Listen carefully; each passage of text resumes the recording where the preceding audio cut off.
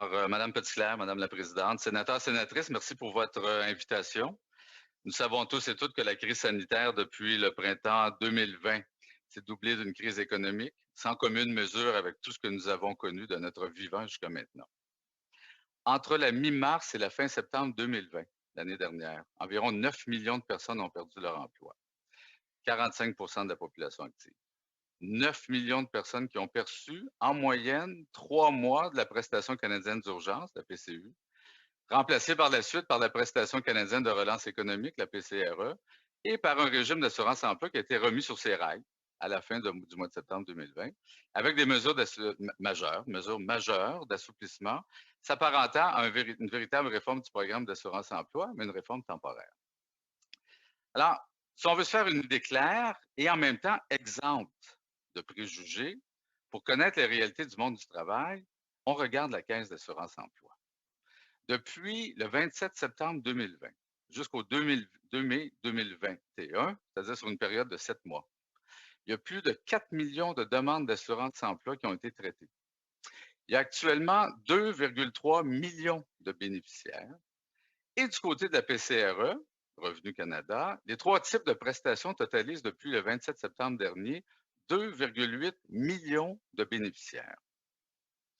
Une récente étude du Fonds monétaire international au mois de mars propose, et je cite, d'éviter un retrait prématuré des programmes de soutien. Fin de citation. Tout en soulignant que, et je cite, les leçons de la crise représentent une excellente occasion de revoir le système d'assurance emploi, y compris son rôle stabilisateur. Fin de la citation. Et j'ajouterai, ils ont raison. Par contre, les objectifs de la loi d'exécution du budget ne vont pas pleinement dans ce sens-là. En effet, à la section 35, ça a été abordé tantôt, les mesures de prolongement de la PCRE prévoient que les 8 dernières semaines, ou celles nouvelles depuis le 18 juillet 2021, seront diminuées à 300 $ par semaine et qu'au mieux, la date butoir du 25 septembre pourrait être prolongée jusqu'au 20 novembre 2021. Alors, je vous pose la question. Le Sénat a-t-il le pouvoir d'amender ce projet de loi d'exécution du budget et d'uniformiser les prestations à 500 $ et ainsi se placer au-dessus des intérêts partisans et des petits jeux politiques? Concernant l'assurance emploi, la section 36 du projet de loi est très complexe. On s'est mis à 4 personnes pour comprendre. On met en place des mesures améliorées temporaires pour un an, 2021-2022, pour ensuite replacer le statu quo en 2022. Nous saluons certaines mesures temporaires, comme la mise en place d'un critère unique d'admissibilité pour l'ensemble canadien à 420 heures. Le fait que les sanctions rattachées aux raisons de fin d'emploi ne tiennent compte que du seul dernier emploi. Que des rémunérations de fin d'emploi, la paie de vacances, etc., n'aient pas d'impact sur les prestations de chômage. Que les saisonniers de 13 régions administratives du Canada puissent bénéficier d'un supplément de 5 semaines de prestations. Par contre, il y a 2 angles morts dans ces mesures. Pour le calcul du taux de prestation, on revient sans détour au statu quo, avec un dénominateur variable fixé par le taux de chômage. Quant à la période de prestation, c'est à toute fin pratique le retour déjà au statu quo et des périodes de prestation trop courtes. Ces angles morts auraient dû être évités. Par exemple, par des mesures temporaires fixant un dénominateur fixe de 14, ce qui existe présentement, et une période de prestation universelle de 50 semaines, comme ce qui existe actuellement. En agissant ainsi, le gouvernement n'aide pas les régions de la même manière. Il va même pénaliser certaines régions, alors que la pandémie, elle, touche tout le Canada. Enfin, augmenter les prestations maladie de 15 à 26 semaines est un geste porteur, historique. Mais pourquoi retarder leur mise en place au mois d'août 2022? Si c'est le système informatique, le système, il y a le dos large. Le gouvernement repousse son projet de réformer le programme d'assurance emploi. Qu'à cela ne tienne. En attendant, il faut donc des mesures temporaires à la hauteur des besoins. Les angles morts et les failles doivent être corrigés prestement, comme ça a été fait l'année dernière avec la PCU. Quant à la commission qui sera nommée pour évaluer ce programme et faire des recommandations, elle doit travailler sur 1 an, pas sur 2. Le Canada a été historiquement un architecte de grandes réalisations sur le plan international. Je pense par exemple à la Déclaration universelle des droits de l'homme et combien d'autres réalisations. Et sur le plan intérieur, le régime d'assurance maladie et combien d'autres réalisations. Le filet social est d'une importance capitale pour faire face au chômage et aux crises. Il faut agir en conséquence. Le Sénat est un lieu pour réfléchir avec sagesse aux lois de notre pays. Et nous vous invitons à modifier et à amender ce projet de loi d'exécution du budget. Je vous remercie de votre attention. Witness, Mr. Serre. You've noted that changes and amendments to Bill C-30 are necessary to support those facing unemployment in Canada right now. Just to be clear and concise, what else can the government do to continue supporting these unemployed Canadians in the future? I'd like to just you to be clear and concise on what else should be done. Thank you. You're on mute. Vous devez vous enlever votre... vous êtes en sourdine. Alors, est-ce que vous référez à la section 35 ou à la section 36, la PCRE ou à l'assurance-emploi? Monsieur le sénateur? You share with me your thoughts on either. Ah bon. Ben écoutez, dans le cas de la section 35 de la PCRE, il est très bien qu'on puisse envisager une prolongation et uniformiser avec la période de prestation d'assurance-emploi, c'est-à-dire qu'on l'envisage sur 50 semaines.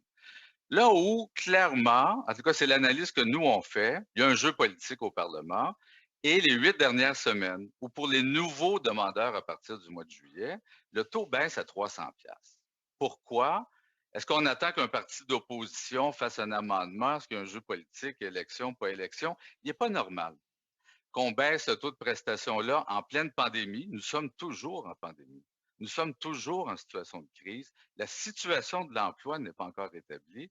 Je ne comprends pas. Alors, c'est ce que nous demandons au Sénat de rétablir ce montant-là, parce qu'auparavant, l'année dernière, c'était rétabli au Parlement. Est-ce que ça peut être fait à partir du Sénat, ramener ça à 500 $? Du côté de l'assurance-emploi, il y a 2 choses qui blessent. C'est-à-dire, c'est le calcul du taux. On rétablit la norme variable d'admissibilité, pas d'admissibilité, mais de fameux dénominateur sur lequel on calcule le taux de prestation. Et ça va porter préjudice à d'innombrables régions, aux travailleurs saisonniers, aux communautés autochtones, qui sont enclavés, les travailleurs saisonniers souvent, dans de grandes régions administratives de l'assurance-emploi, où le dénominateur pourrait devenir 20. Et quand tu as travaillé 15 semaines et qu'on divise par 20 pour faire ta moyenne, on vient de porter préjudice. Le taux de prestation, c'est ce qu'il y a dans l'assiette. Et la période de prestation revient à ce qu'elle était avant, et ce qu'on connaît depuis 1996, c'est-à-dire des périodes qui sont courtes. En d'autres mots, il y a des gens qui auront peu dans leur assiette et pour peu de temps. Et ça, c'est pas normal. Et le gouvernement peut le corriger. Et je termine avec cette invitation au Sénat d'apporter ces modifications très simples. Un dénominateur, 14, une période de prestation, 50, et c'est les articles 330 du projet de loi d'exécution du budget. Serré.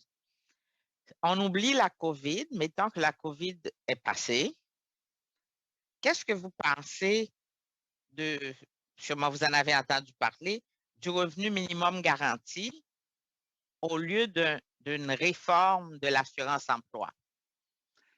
Écoutez, le revenu minimum garanti, c'est le fun d'en parler. C'est le fun d'en parler dans des congrès politiques, c'est le fun d'en parler dans différentes instances. Encore, faut-il comprendre que plusieurs écoles de pensée autour du revenu minimum garanti, qu'il faut définir ce projet de loi-là. Parce que le revenu minimum garanti peut être entendu comme étant le revenu qui va remplacer toutes les autres formes de remplacement du revenu. Et elles sont nombreuses et de compétences provinciales. Je pense, par exemple, au remplacement du revenu pour les accidents de travail, pour les maladies professionnelles, pour les situations de maladie avec l'assurance salaire, pour l'assurance automobile. La liste est longue. Alors, si on voudrait établir un revenu minimum garanti, très beau chantier, noble chantier, mais il va falloir qu'on réfléchisse longtemps, qu'on trouve nos points d'équilibre, etc. Par contre, si on voit le revenu minimum garanti comme étant une espèce de plancher, en deçà duquel personne ne devrait se retrouver, mais là aussi, il va falloir s'ajuster avec les programmes d'aide sociale des provinces. Alors, celui ou celle qui veut lancer ce chantier, bonne chance dans les négociations constitutionnelles. Ça va être vraiment sympathique et long. En attendant, est-ce qu'on peut utiliser le régime d'assurance-emploi? Est-ce qu'on peut élargir la couverture d'assurance-emploi vers le monde non protégé, comme le monde du travail autonome? Bien sûr. Est-ce que tout a été étudié de tous ces dysfonctionnements du programme d'assurance-emploi depuis les années 90? Madame la sénatrice, n'oublions jamais une chose. Les années 90 ont été des années d'austérité. Et ces années d'austérité ont enfermé le régime d'assurance-emploi dans une camisole de force. Et on est pris avec ça depuis 30 ans. Et c'est ce qui explique pourquoi le régime s'est effondré l'année dernière. Il ne pouvait pas répondre à cette crise-là. Alors, moi, je veux un régime du 21e siècle, mais pas en 2085. On a toutes les solutions. Tout a été analysé. Toutes les pierres ont été retournées. Le comité des ressources humaines a entendu des centaines de témoins, des dizaines et des dizaines de mémoires. Le gouvernement connaît les solutions. Mon Dieu, commençons. En même temps, s'il faut une commission, allons-y. Mais pas 2 ans, 1 an. Mesures temporaires 2021-2022. Pendant ce temps-là, une commission étudie l'ensemble de l'œuvre et effectivement, c'est complexe pour arriver avec des recommandations. Puis après ça, passons au régime du 21e siècle. OK. Merci, M. Serré. J'essaie de vous entendre là-dessus, mais dans un contexte où ce serait à défaut de l'amendement que vous proposez. Vous adressez à moi, madame? Oui. Ben, écoutez, moi, je pense que du côté de la PCRE, ce que prévoit la loi d'exécution du budget, là, la section 35, moi, je vous invite vraiment, sincèrement, je pense que ça ne se fera pas au Parlement, OK? Parce qu'il y a un jeu politique, élection, etc. Sincèrement, je vous invite à faire l'amendement. Et parce que vous allez pouvoir vous placer au-dessus des intérêts partisans. Et comme ça a été fait l'année dernière, parce que le gouvernement commençait toujours avec 300 400 Là, il y avait un jeu politique avec l'opposition. Là, que ça vienne du Sénat, on uniformise la fin de la PCRE ou la continuité de la PCRE à 500 Ça me semblerait normal. Je pourrais même présumer que le gouvernement s'attend peut-être à ça. Du côté de l'assurance-emploi, la section 36, il y a des gens, il y a vraiment des gens qui vont subir de très graves préjudices à partir du mois de septembre. Non pas par le critère d'admissibilité, c'est bien qu'on établisse un critère unique d'admissibilité à travers le Canada 420 heures. Sauf qu'il faut calculer le taux, c'est-à-dire combien d'argent on va te verser, le taux de prestation, on revient avec une norme variable. Les régions administratives sont découpées de façon arbitraire. Et c'est des régions un peu fourre-tout où il y a toutes sortes de réalités de travail saisonnier, de travail à temps partiel, de travail sur appel, bien sûr de travail à temps plein. Les communautés autochtones enclavées aussi dans des régions administratives très larges avec toutes sortes de réalités. Je vais vous donner un exemple. Au Québec, la région du bas du fleuve, qui est d'un côté du fleuve, est rattachée avec la région de l'autre côté du fleuve, Charlevoix, la Haute-Côte-Nord, va chercher une partie du lac Saint-Jean. C'est toutes sortes de réalités de travail différentes. Et on pourrait se retrouver avec des taux de chômage qui ont baissé parce qu'il y a des parties de cette région-là où l'emploi va bien. Il y en a d'autres, non, parce que l'emploi est saisonnier. Alors, il y a des gens qui vont se ramasser avec un dénominateur, le fameux diviseur, pour calculer le taux, où on va diviser par 20, alors qu'ils auront travaillé 15 semaines. Ça va diminuer du quart leur taux de prestation, sinon du tiers, là, de 15. Et sur la période de prestation, quand je regarde cette période, on revient au statu quo. Le statu quo qui a été dénoncé sur toutes les tribunes depuis 1996. C'est pas normal qu'on revienne au statu quo, pas dans le cadre d'une pandémie. On peut pas faire ça. C'est pour ça qu'on vous demande, vous pouvez, si on pourrait partager l'écran, je vous montrerai même, on a une petite proposition de modification toute simple à l'intérieur du projet d'exécution du budget qui rétablirait des mesures temporaires pour aider le monde et demander au gouvernement, fine, la commission, ça va, faites-la donc sur 1 an. je pense qu'ils vont être capables de faire la job sur 1 an. Au Québec, on a eu une commission en 2013 sur le fonctionnement de l'assurance-emploi. Très belle commission qui a fait un travail remarquable et qui a travaillé sur moins d'1 an. Et à l'époque, la dernière grande commission sur l'assurance-emploi, c'est Forgette dans les années 80. Ça se fait travailler sur 1 an. Pourquoi? Parce qu'on pourrait passer des mesures temporaires qui se terminent en 2022 à un régime du 21e siècle. Mais pour le moment, il y a vraiment 2 questions où le bas blesse, c'est le taux et la période. Et je pense que c'est inacceptable qu'on ait envisagé de placer ça dans la suite des mesures temporaires et dans le cadre de la pandémie. Merci beaucoup. I, for one, cannot agree more with you that, in fact, the EI system is outdated. It was built for 40 years ago, and we're still carrying its legacy in these very different times. I agree with you that a quicker review would serve us better. But I want to ask your question around expansion of benefits in the future. If these benefits are expanded, they will come at a greater cost. The cost is borne both by employers and employees. We all know that. The employer pays $7 and the employee pays $5. And this is a bone of contention with small business. And small business groups have proposed that, in fact, the premium should be shared equally between employer and employee. What do you make of that position? Ben, moi, je vous dirais qu'il y a j'exprime un certain nombre d'éléments, madame. La première chose, c'est qu'on a un taux de cotisation actuellement de 1,58 $ et qui est gelé depuis 2020, cette année, l'année prochaine. 1,58 $, ça, c'est la cotisation ouvrière. C'est le plus bas taux de cotisation depuis 1980. Depuis 1980. En 1981, on payait 1,8, 1,80 %. Et comme on a un taux de cotisation, pourquoi on a un taux de cotisation si bas? Parce qu'on faisait des surplus. Auparavant, le gouvernement détournait les surplus. On connaît l'histoire des surplus de la Caisse qui ont été détournés. L'actuel gouvernement ne veut pas s'accaparer de surplus et s'est toujours arrangé depuis 2016 pour arriver avec une certaine parité dans la Caisse. On a quand même un taux de cotisation qui est très bas. Et on ne reviendrait qu'à ce que c'était, par exemple, en 2008, à 1,73 $, et la marge de manœuvre qui est là nous permet de régler un bon nombre de situations. Je vais vous donner un exemple. Le directeur parlementaire du budget s'est penché sur la question des prestations maladie à 50 semaines. Et il a fait ses calculs. Et lui évaluait qu'une augmentation de 6 sous du taux de cotisation permettait d'offrir un régime de prestations maladie de 50 semaines. Là, c'est 26. Ça va. Il y a un gain historique sûr parce que ça n'a jamais bougé depuis 1971. Il était temps. Mais sur l'ensemble de l'œuvre, et tout a été documenté. Quand je vous dis, et ce n'est pas seulement de la rhétorique, quand je vous dis, toutes les pierres ont été retournées, toutes les solutions ont été envisagées, tous les calculs ont été faits, tout a été remis au gouvernement puis au comité parlementaire des ressources humaines, tout a été évalué. Nous sommes capables de nous donner un régime équilibré, un régime sensé, un régime protecteur et couvrant les différentes réalités du monde du travail, de temps partiel à saisonnier, au travail autonome. Bon nombre de pays dans le monde, les pays développés dans le monde ont un programme qui protège les travailleurs autonomes. Nous, au Canada, l'OCDE nous dit, vous êtes un des seuls à ne pas avoir rien.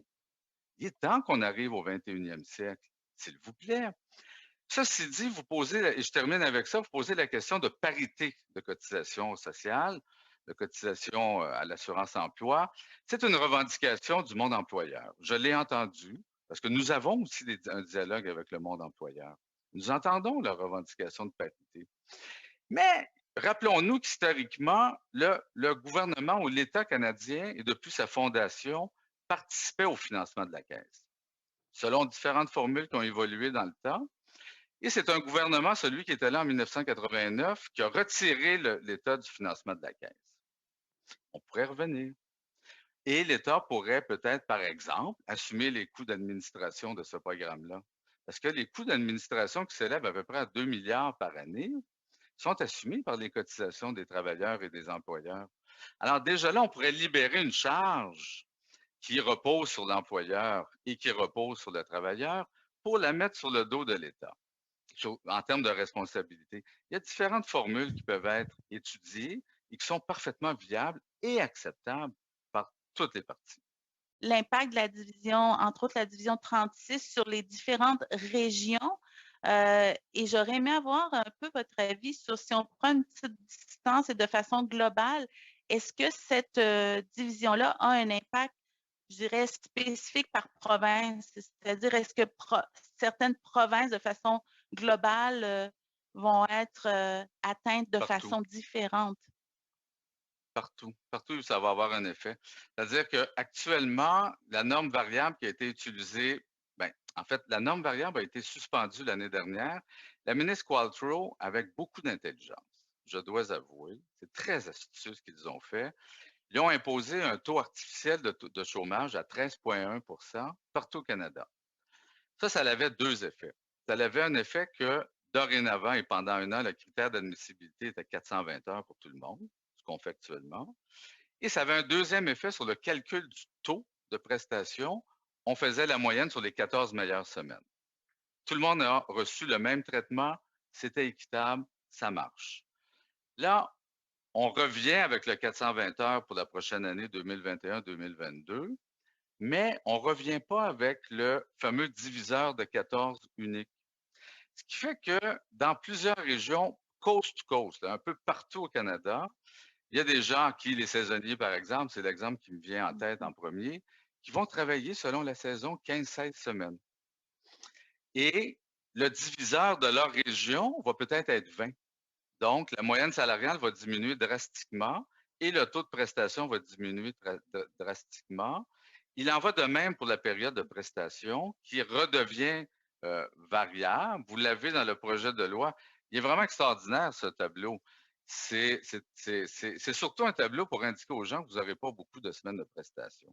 Ça a été fait en 96 avec l'esprit de faire des économies d'échelle, de faire des surplus dans la caisse, et c'est ce qu'ils avaient réussi à l'époque. Là, c'est plus le temps de faire ça. Là, c'est le temps de protéger le monde comme du monde. Et je pense qu'on a un gouvernement qui serait capable de ce courage politique-là. Je m'explique mal qu'on ait reporté la réforme du 21e siècle parce qu'on était vraiment engagés. On a tellement cru que ça se ferait peut-être par bloc, par coupe, etc., en 2021-2022. Mais là, on reporte ça, on met ça sur le dos d'un système, comment ils appellent ça, le système informatique désuet. C'est parce qu'il était désuet aussi l'année dernière. Il y a 9 millions de personnes qui ont reçu de la PCU. Il y a 3 millions de personnes qui reçoivent de la PCRA en ce moment. Il y a 2,5 millions de prestataires à l'assurance-emploi. Il est peut-être désuet, puis il a peut-être besoin d'être mis à jour, mais il peut fonctionner. Pourquoi les 26 semaines de prestations maladie, on les reporte pour l'application au mois d'août 2022? Je pense qu'il y a beaucoup de politique un peu là-dedans. C'est un peu malheureux. C'est un peu malheureux. Je termine avec juste un petit point, Madame Petitclerc. Je comprends les divergences d'opinion entre le monde employeur et le monde travailleur. On les connaît. Mais je sais aussi qu'il y a moyen de trouver des solutions porteuses, équilibrées, qui vont rejoindre ces parties-là.